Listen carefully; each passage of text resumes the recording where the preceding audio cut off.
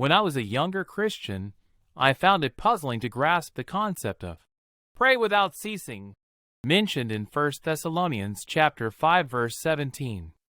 The Lord eventually revealed its meaning to me. Initially, I couldn't fathom how one could continuously pray without interruption. The Lord then enlightened me, explaining that the way to achieve unceasing prayer is by praying in the Spirit. This implies that believers are expected to engage in Spirit-led prayer throughout the day. Certainly, at this moment, you might not be aware of all your upcoming needs, nor do you have foresight about events in the next 2 hours. Given this uncertainty, how can you effectively pray about these matters? Here, the Holy Spirit steps in, enabling you to utter prayers through your very being.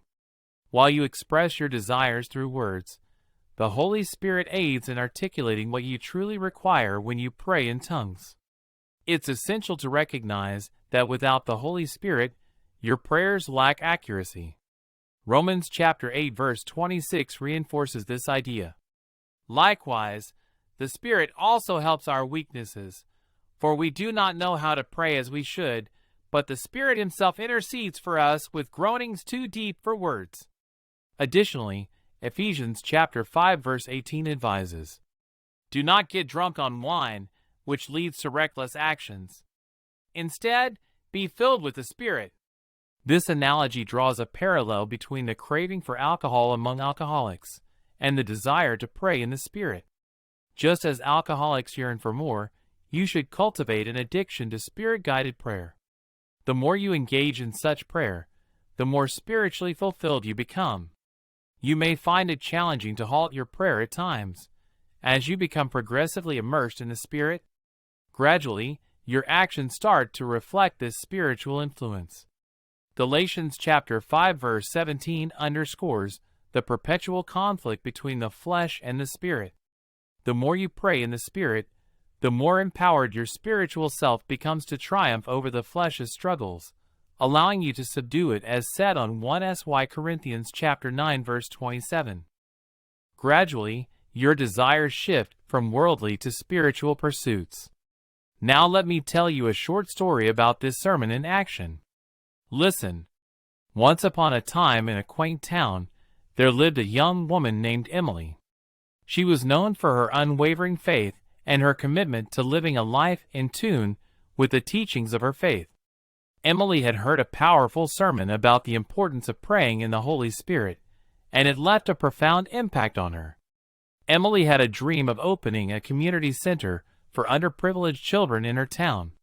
She wanted to provide them with a safe space to learn, grow, and receive mentorship. However, the task seemed overwhelming, and Emily wasn't sure where to start. That's when she remembered the sermon about praying in the Holy Spirit. Remembering the words spoken in the sermon, Emily decided to dedicate herself to praying in the Spirit daily for guidance and strength in her endeavor. Every morning and evening, she set aside time to pray in tongues, allowing the Holy Spirit to intercede on her behalf. At first, it felt a bit strange, but Emily persisted, trusting that the Spirit understood the desires of her heart. As weeks turned into months, Emily began to notice a change within herself. She felt a newfound sense of clarity and purpose. Ideas for the community center flowed to her mind during these prayer sessions. She felt a deep connection to the children she envisioned helping, and a strong determination to make her dream a reality. With the guidance she received through Spirit-led prayer, Emily started taking concrete steps toward establishing the community center. She reached out to local volunteers, shared her vision, and gained their support. Doors began to open, and resources came her way in unexpected ways. It was as if the very universe conspired to help her turn her dream into a tangible project. Through her unwavering dedication to praying in the Holy Spirit, Emily's endeavor blossomed. The community center opened its doors, becoming a beacon of hope for the children in need. The center provided not only educational support, but also a nurturing environment where these children could thrive. Emily's prayers continued to guide her as she faced challenges and celebrated successes. As the years passed, Emily's community center became a model for similar projects in neighboring towns. Her story of faith and perseverance inspired many others to embrace the power of Spirit-led prayer in their own lives.